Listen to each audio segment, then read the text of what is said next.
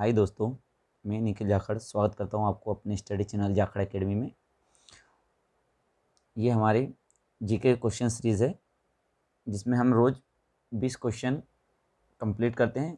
आप डिस्क्रिप्शन में देख पाओगे कि मैंने यहाँ पे डिस्क्रिप्शन में आपको पूरा सिलेबस दे रखा है कि किस चैप्टर से कितने क्वेश्चन आते हैं, और उसके बाद बता भी रखा है कि आपको ये वीडियो किस तरीके से देखना है कि एक टेस्ट की तरीके से आप लीजिए कि आप कोई टेस्ट कर रहे हैं और फिर अपना चेक कीजिए कि आपको कितने नंबर आ रहे हैं। कि 20 नंबर से इस तरह से आपकी जो परफेक्ट तैयारी है वो निकल कर आएगी कि अभी आपकी कितनी तैयारी है और कितने क्वेश्चन करने हैं। क्योंकि देखो, लेवल की बात करें तो लेवल क्या, जो क्वेश्चन आए हैं वही हम पूछ रहे हैं, तो यही सेम इसी लेवल के क्वेश्चन आएंगे और इसी से मिलते जुलते आएंगे। ठीक है, टॉपिक वही रहेगा, हो सकता है क्वेश्चन चेंज हो जाए लेकिन टॉपिक चेंज नहीं होगा। तो चलो आइए देखते हैं आज का हमारा पहला क्वेश्चन क्या कहता है। सरदार वल्लभ भाई पटेल राष्ट्रीय पुलिस अकादमी कहाँ पर स्थित है? रांची, भोपाल, हैदराबाद, देहरादून। तो यह है हैदराबाद में। ठीक है, कुछ क्वेश्चन ऐसे हैं जिसमें डिस्क्रिप्शन देने की जरूरत नहीं है, वन लाइनर हैं, ये तो आपको वैसे ही याद करने होंगे। ठीक है, किस मुख्यमंत्री ने किसी राज्य में सबसे लंबी अवधि के लिए पद संभाला? ममता बनर्जी, बीजू पटनायक, ज्योति बसु, पवन चामलिंग। तो इसमें कौन है? पवन चामलिंग है। इनसे पहले ज्योति बसु थे जिन्होंने सबसे ज़्यादा लंबे समय तक प्रधानमंत्री पद पे रहे थे। ज्योति बसु शायद 19 साल रहे हैं और पवन चामलिंग 21 साल कंप्लीट कर चुके हैं।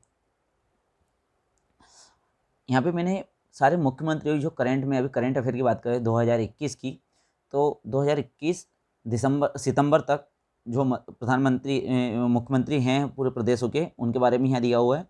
आप यहाँ पे देख पा रहे होंगे गुजरात के, जो कि अभी 5-6 दिन पहले ही चेंज हुए हैं।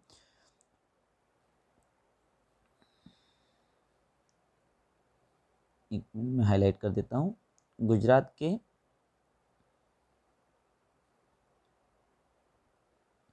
हम पढ़ते चलते हैं। आंध्र प्रदेश श्री बीएस जगन रेड्डी, अरुणाचल प्रदेश श्री पेमा खांडू, असम हिमंत बिस्वा शर्मा, बिहार श्री नीतीश कुमार, छत्तीसगढ़ भूपेश बघेल, गोवा प्रमोद सावंत, गुजरात भूपेंद्र पटेल। ये अभी अभी चेंज हुए 5-6 दिन पहले ही, है ना। हरियाणा मनोहर लाल खट्टर, हिमाचल प्रदेश जयराम ठाकुर, झारखंड हेमंत सोरेन, कर्नाटक बसराज बोमई, झारखंड के हेमंत सोरेन हैं, कर्नाटक के Basavaraj Bommai, Kerala Pinarayi Vijayan, Madhya Pradesh Shivraj Singh Chouhan, Maharashtra Uddhav Thackeray, Manipur N Biren Singh, Meghalaya N Biren Singh. Sorry, कहीं मिस्टेक हो गया है इन दोनों में, मैं आगे इसमें अपडेट कर दूंगा। मिजोरम श्री पीयूष जोराम थांगा, नागालैंड निफ्यू रियो, उड़ीसा श्री नवीन पटनायक, पंजाब कैप्टन अरविंदर सिंह, राजस्थान श्री अशोक गहलोत, सिक्किम पीएस गोले, तमिलनाडु श्री एम के स्टालिन, तेलंगाना श्री के चंद्रशेखर राव। देखो तमिलनाडु के भी याद रखिएगा क्योंकि ये भी अभी चेंज हुए हैं, एम के स्टालिन हैं। त्रिपुरा विपुल कुमार देव, उत्तर प्रदेश योगी आदित्यनाथ, उत्तराखंड पुष्प सिंह धामी, पश्चिम बंगाल श्री सुष्मिता बनर्जी, और पुदुचेरी एन रंगास्वामी, और दिल्ली की तो आपको पता ही होगा अरविंद केजरीवाल। तो इस तरीके से हमने पूरे 28 राज्य और 2 केंद्र शासित प्रदेश के मुख्यमंत्री देख लिए हैं।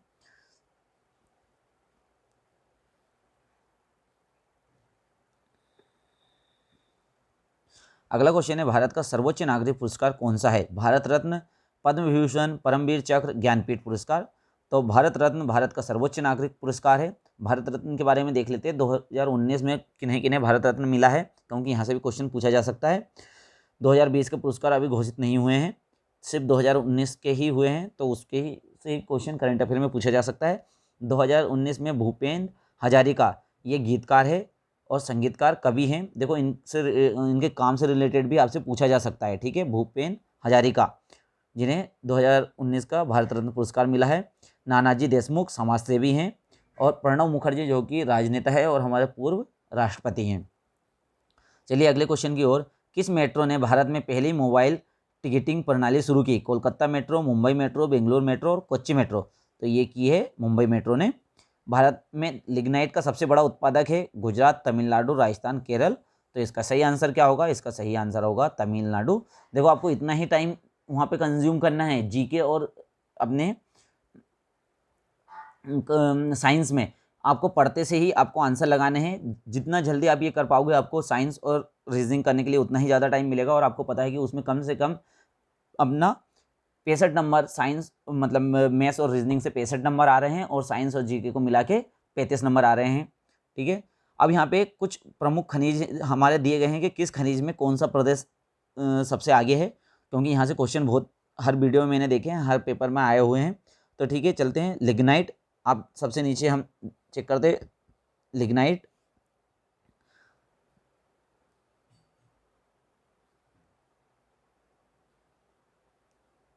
तो लिग्नाइट देखें हम, ये लिग्नाइट है, इसमें तमिलनाडु सबसे ऊपर है।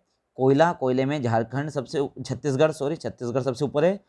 फेल्सपर राजस्थान। चांदी, चांदी में भी राजस्थान सबसे ऊपर है। निकल, उसमें उड़ीसा सबसे ऊपर है। मैग्नीज सबसे ज़्यादा महाराष्ट्र में होता है। कोबाल्ट सबसे ज़्यादा उड़ीसा में होता है। देखो ये सारे क्वेश्चन आ सकें, कोबाल्ट का उड़ीसा, ठीक है। मैग्नीज का क्वेश्चन भी आ चुका है महाराष्ट्र। लिग्नाइट का आ चुका है तमिलनाडु। कोयला छत्तीसगढ़। रॉक फॉस्फेट ये राजस्थान में मिलता है। सबसे देखो ये बीच में जो दिया है कॉलम सेकंड, ये सबसे ज़्यादा भंडारण का है, लेकिन भंडारण से ज़्यादा उत्पादन पूछा जाता है, इसलिए मैं उत्पादन वाले आपको बता रहा हूँ जो आपको याद करना है। सीसा जस्ता सबसे ज़्यादा राजस्थान में आता है। ठीक है, सोना कर्नाटक में सबसे ज़्यादा होता है। क्रोमाइट उड़ीसा में होता है सबसे ज़्यादा। बाइराइट्स आंध्र प्रदेश में होता है। तांबा सबसे ज़्यादा मध्य प्रदेश में होता है। लोहा उड़ीसा में होता है। बॉक्साइट उड़ीसा में होता है। ठीक है, ये मैंने मुख्य मुख्य खनिज जो दे रखे हैं, जो सबसे ज़्यादा किस राज्य में उत्पादन होने वाले राज्य हैं, और भंडारण सबसे ज़्यादा भंडारण किसका है, ये भी आप यहाँ पे देख सकते हैं। तो इससे रिलेटेड अब कभी भी क्वेश्चन आएगा तो आपके क्वेश्चन हो जाना चाहिए। बनारस में सेंट्रल हिंदू कॉलेज की स्थापना की गई थी। काशीनाथ तेलंगाना, भगवान दास, मदन मोहन मालवीय, एनी बेसेंट द्वारा। तो बनारस सेंट्रल हिंदू कॉलेज की स्थापना किसके द्वारा की गई थी, तो एनी बेसेंट के द्वारा बनारस हिंदू कॉलेज की स्थापना की गई थी। महाराष्ट्र किस राज्य के साथ अपनी सीमाएं साझा करता है, तेलंगाना, राजस्थान, उड़ीसा, केरल।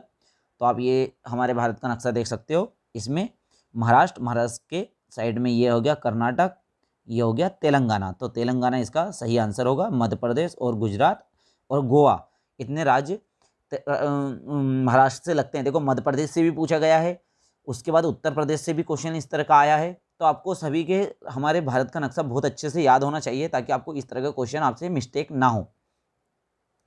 चलें अगले क्वेश्चन की ओर। तो अगला क्वेश्चन है, वायुमंडल के दो मुख्य गैसीय घटक ऑक्सीजन और कौन सा है, argon, ammonia, carbon dioxide, nitrogen. तो यहाँ पे आपको आंसर पता ही होगा, नाइट्रोजन सबसे बेसिक घटक है। भारत के पहले प्रधानमंत्री कौन थे, श्री लाल बहादुर शास्त्री, श्री इंदिरा गांधी, इनमें से कोई नहीं, डॉक्टर राजेंद्र प्रसाद। तो भारत के प्रथम प्रधानमंत्री इनमें से कोई नहीं, क्योंकि भारत के प्रथम प्रधानमंत्री कौन थे, अपने चाचा नेहरू। आप यहाँ पे देख सकते हो, मैंने जो भी हमारे देश में प्रथम व्यक्ति हैं उनके बारे में लिख रखा है, जहाँ से मैक्सिमम ज़्यादा क्वेश्चन आते हैं। जवाहरलाल नेहरू भारत के प्रथम प्रधानमंत्री और सबसे लंबे समय तक रहे प्रधानमंत्री। गुलजारीलाल नंदा पहले कार्यवाहक प्रधानमंत्री, सबसे कम समय तक रहे प्रधानमंत्री। लाल बहादुर शास्त्री, इन्होंने 1965 में भारत पाकिस्तान युद्ध के समय जय जवान जय किसान का नारा दिया था। फिर इंदिरा गांधी, जो भी हमारे टोटल अभी तक के प्रधानमंत्री हैं ना, पूरे के पूरे प्रधानमंत्री मैंने यहाँ पे दे रखे हैं। ठीक है, जवाहरलाल नेहरू भारत के पहले प्रधानमंत्री हैं। गुलजारीलाल नंदा पहले कार्यवाहक प्रधानमंत्री और सबसे कम समय तक रहे प्रधानमंत्री। देखो इनसे जो यहाँ पे डिटेल दी है, यहाँ से क्वेश्चन बनते हैं, याद रखिएगा। इंदिरा गांधी भारत की पहली महिला प्रधानमंत्री थी। मोरारजी देसाई सबसे वृद्ध 81 वर्षीय प्रधानमंत्री और पद से इस्तीफा देने वाले पहले मंत्री। चरण सिंह, चौधरी चरण सिंह, ये अकेले ऐसे पीएम थे जिन्होंने संसद में कभी नहीं गए थे ये। इंदिरा गांधी प्रधानमंत्री पद पर दूसरी बार संभालने वाली महिला। राजीव गांधी सबसे युवा प्रधानमंत्री, 40 वर्ष की उम्र में ये प्रधानमंत्री बने थे। विश्वनाथ प्रताप सिंह पहले पीएम जिन्होंने आश्वासन प्रस्ताव पास किया, आश्वासन प्रस्ताव पास होने से पद छोड़ दिया था। ठीक है, चंद्रशेखर समाजवादी जनता पार्टी से संबंधित। पीवी नरसिंह राव दक्षिण भारत के पहले पीएम। अटल बिहारी वाजपेयी केवल एक वोट से सरकार गिर गई थी इनकी। एच.डी. देवगौड़ा जनता दल से संबंधित थे। इंदर कुमार गुजराल व्यक्तिगत रूप से भारत के 13वें पीएम। अटल बिहारी वाजपेयी पहले गैर कांग्रेसी पीएम जिन्होंने कार्यकाल अपना पूरा किया। मनमोहन सिंह पहले सिख प्रधानमंत्री और प्रधानमंत्री नरेंद्र मोदी दूसरे गुजराती पीएम पहले थे मोरारजी देसाई, और चौथे पीएम जो कि लगातार दूसरे कार्यकाल अपना पूरा करेंगे। ठीक है। भारत में विशिष्ट पहचान प्राधिकरण यूआईडी के पहले अध्यक्ष कौन थे? नंदन नीलकणी, अरुण शौरी, जे सत्यनारायण, रवि गुप्ता। तो भारत के जो यूआईडी है उनके पहले अध्यक्ष कौन थी? नंद नीलकणी। 26 जनवरी 1950 को सर्वोच्च न्यायालय की स्थापना के समय भारत के पहले मुख्य न्यायाधीश कौन थे? Sir Mohsin Gwalior, B R. Ambedkar, H J. Kania, M. Patanjali Shastri.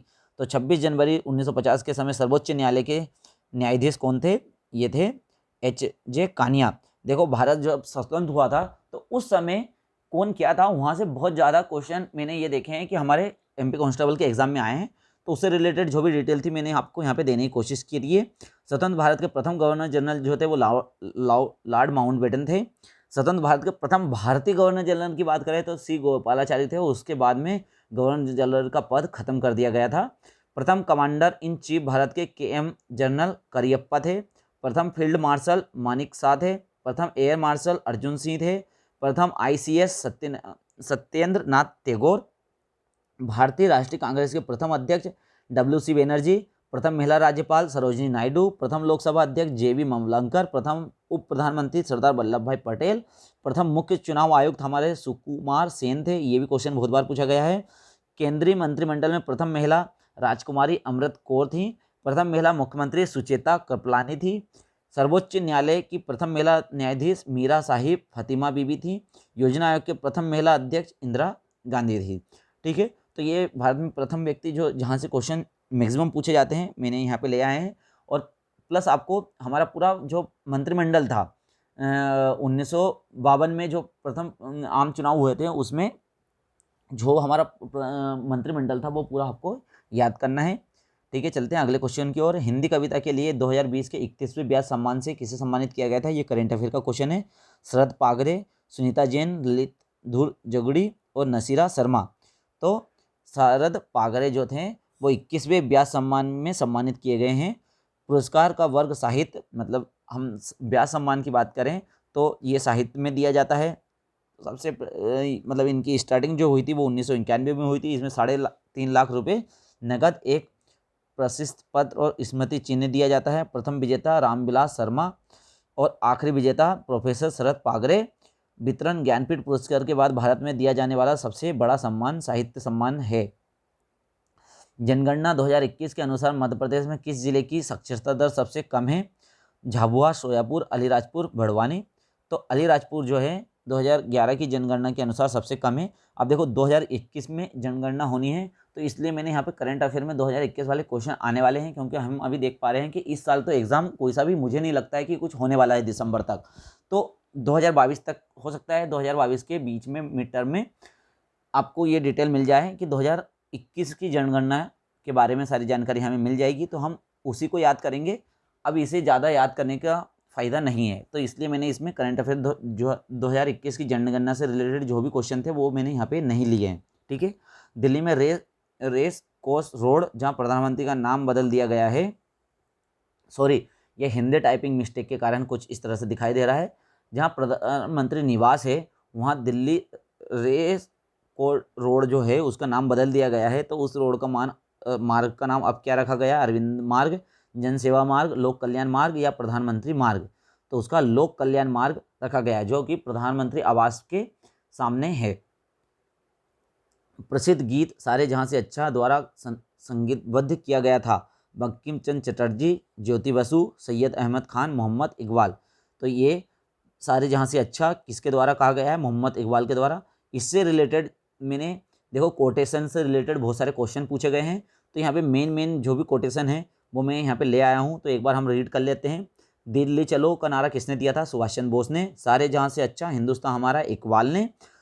जय जवान जय किसान का नारा दिया था लाल बहादुर शास्त्री ने। सरफरोशी की तमन्ना अब हमारे दिल में है, ये राम प्रसाद बिस्मिल द्वारा कहा गया था। विजय विश्व तिरंगा प्यारा झंडा रहे ऊंचा हमारा, श्यामलाल गुप्ता के द्वारा कहा गया कथन है। करो या मरो, महात्मा गांधी जी ने इसका नारा दिया था। वेदों की तरफ लौटो, दयानंद सरस्वती जी ने ये कहा था। इनकलाब जिंदाबाद, भगत सिंह का नारा है। मरो फिरंगियों को, ये मंगल पांडे जी ने कहा था। आराम हराम है, जवाहरलाल नेहरू द्वारा कहा गया कथन है। स्वराज हमारा जन्म सिद्ध अधिकार है, मैं इसे लेकर रहूँगा, बाल गंगाधर तिलक द्वारा कहा गया ये कोटेशन है। वंदे मातरम बंकिम चंद्र चटर्जी द्वारा दिया गया है। पूर्ण स्वराज जवाहरलाल नेहरू ने ये नारा दिया था। तुम मुझे खून दो मैं तुम्हें आज़ादी दूंगा, सुभाष चंद्र बोस ने इसका नारा दिया था। Who leave of India die, who lives in India dies, ये जवाहरलाल नेहरू का नारा है। जय हिंद सुभाष चंद्र बोस ने दिया था। भारत छोड़ो गांधी जी का कोटेशन है। साइमन कमीशन वापस जाओ लाला लाजपत राय द्वारा कहा गया था। मेरे सर पर लाठी का हर एक प्रहार अंग्रेजों के शासन के ताबूत की एक कील साबित होगी, ये किसने कहा था? लाला लाजपत राय द्वारा कहा गया था। मैं अपनी झांसी नहीं दूंगी, रानी लक्ष्मीबाई द्वारा कहा गया था। अब भी जिसका खून न खोला खून नहीं वो पानी है, जो ना आए देश के काम वो बेकार जवानी है, ये चंद्रशेखर आज़ाद द्वारा कही गई लाइन थी। दुश्मनों की गोलियों का हम सामना करेंगे, आज़ाद हैं आज़ाद ही रहेंगे, चंद्रशेखर आज़ाद द्वारा ये कहा गया था। सत्यमेव जयते मदन मोहन मालवीय द्वारा ये नारा दिया गया था। कर मत दो, ये सरदार वल्लभ भाई पटेल द्वारा दिया गया नारा था। विजय विश्व तिरंगा प्यारा, ये श्यामलाल गुप्ता द्वारा कहा गया था। हिंदू हिंदू हिंदुस्तान भारतेंदु हरिश्चंद्र द्वारा कहा गया था। साम्राज्यवाद का नाश हो, ये भगत सिंह ने कहा था। तो इस तरीके से हमने जो मेन कोटेशन किसके द्वारा दिया गया है ये हमने देखे हैं, और इसे आप 3-4 बार रीड करिएगा, वीडियो को पुश करके आपको याद हो जाएंगे। भारत का पहला नदी द्वीप जिला है मंजली, दीवार, ओमकारेश्वर, खंडवा। तो मंजली द्वीप जो है भारत का पहला नदी जिला है। और आपसे मध्य प्रदेश का नदी द्वीप जिला पूछे तो ओमकारेश्वर। ओके। सुंदर महल एक पर्यटन स्थल है। कंदरिया, मांडू, ओरछा, खजुराहो। तो सुंदर महल जो है वो ओरछा में स्थित है। अब देखो मध्य प्रदेश के अंदर या भारत में जो सबसे प्रसिद्ध स्थल है वो मैंने यहाँ पे लेके आया हूँ आपके लिए। चंद्रकेश्वर मंदिर जो है बेलूर कर्नाटक में है। तो वो यहाँ से क्वेश्चन आए हैं, मेन मंदिरों से क्वेश्चन आए हैं कि कौन सा मंदिर किस जगह है। तो आखिर में मुझे ये लेके आना पड़ा। हम ये इस वीडियो में आके यहाँ पे देख रहे हैं कि लास्ट से अभी तक जितने वीडियो में आए तो बहुत सारे वीडियो में आए थे। तो अब मुझे फिर लगा कि आपको दे देना चाहिए ये डिटेल, ताकि आने वाले समय में आपको ये हेल्प हो। सूर्य मंदिर कहाँ पर है? कोणार्क में है। बृहदेश्वर मंदिर तंजौर तमिलनाडु में है। गंगकोटेश्वर मंदिर जो है गंगकोटेश्वर तमिलनाडु में है। एरोला मंदिर दारासुरम तमिलनाडु में है। हाजरा राम मंदिर हम्पी कर्नाटक में है। विरूपक्ष मंदिर पटक्कल कर्नाटक में है। स्वर्ण मंदिर अमृतसर में है। जगन्नाथ मंदिर पुरी में है। कैलाश मंदिर एलोरा महाराष्ट्र में है। महाबलेश्वर मंदिर उज्जैन मध्य प्रदेश में है। मीनाक्षी मंदिर मदुरई तमिलनाडु में है। सौर मंदिर महाबलीपुरम तमिलनाडु में है। सोमनाथ मंदिर जूनागढ़ गुजरात में है। तिरुपति मंदिर चित्तूर आंध्र प्रदेश में है। साबरमाला पठामिट्ठा केरल में है। दिलवारा मंदिर माउंट आबू राजस्थान में है। कमखाई मंदिर गुवाहाटी असम में है। जेठा देवी मंदिर श्रीनगर जम्मू कश्मीर में है। तो ये मेन मंदिर हैं जो कि बहुत पूछे जाते हैं। हम पर्यटन स्थल की बात करें तो मध्य प्रदेश के पर्यटन स्थलों की बात करें जो कि यहाँ से भी क्वेश्चन आते हैं, तो भोपाल पहला पर्यटन स्थल है। और यहाँ पे दार्शनिक स्थल क्या है? भारत भवन, मानव संग्रहालय व वन विहार। कालियादेह उज्जैन, भरथरी गुफाएं उज्जैन, महाबलेश्वर मंदिर, जंतर मंतर।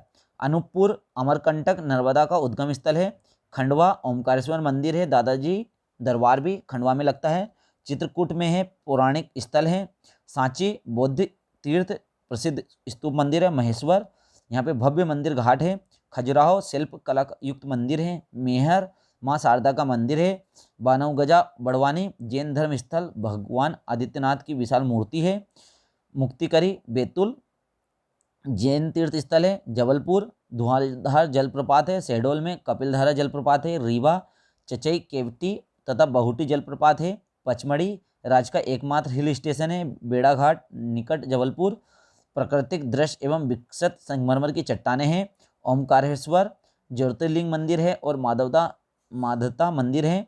मंडला कान्हा नेशनल पार्क है। ओरछा राम मंदिर और किला है। ग्वालियर किला फूलबाग सूर्य मंदिर है। ये सूर्य मंदिर का क्वेश्चन आया है कि सूर्य मंदिर कहाँ पर है, तो ग्वालियर में है। ठीक है।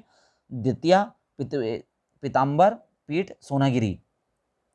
ठीक है। तो इस तरीके से आप देख पा रहे होंगे कि पर्यटन स्थलों से भी क्वेश्चन आते हैं। अगला क्वेश्चन है, खालिस्तान को 2010 में भारतीय रेल को 17वें रेलवे का दर्जा दिया गया था। उत्तर पश्चिम railway, north east front railway, पश्चिम मध्य रेलवे और मेट्रो रेलवे स्टेशन।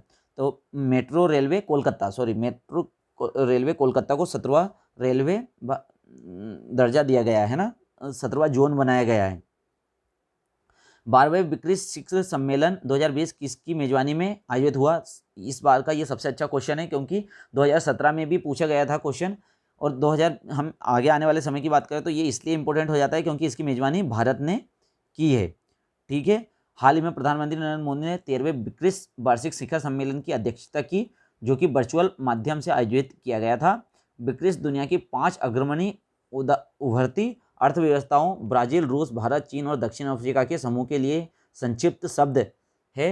ब्रिक्स शिखर सम्मेलन की अध्यक्षता प्रतिवर्ष BRICS के क्रमानुसार सदस्यों में गिनी जाती है। मतलब कि यदि 2021 में जो शिखर सम्मेलन हुआ है उसकी मेजबानी भारत ने की है, तो अब इंडिया ने की है, आई से इंडिया आता है, अब सी से चाइना आता है, तो आने वाले समय में 2022 कौन मेजबानी करेगा? चाइना। ठीक है। उस जनजाति का नाम बताइए जिसने 1857 के विद्रोह में सक्रिय रूप से भाग लिया था। गोंड, भील, बेगा और कोरकू। तो भील जनजाति जो थी उसने 1857 की क्रांति में लिया था। अब ठीक है। तो ये आपको क्वेश्चन कैसे लगे और इसमें जो डिटेल मैंने दी है आपको, क्या ये आपको हेल्पफुल है? और आप उससे देखिए क्या इससे रिलेटेड क्वेश्चन एग्जाम में आते हैं। यदि आपको ये मेरा वीडियो पसंद आया हो तो मेरे वीडियो को लाइक करें और मेरे चैनल को सब्सक्राइब करें, और इसी तरह के वीडियो के लिए मिलते रहिए। धन्यवाद।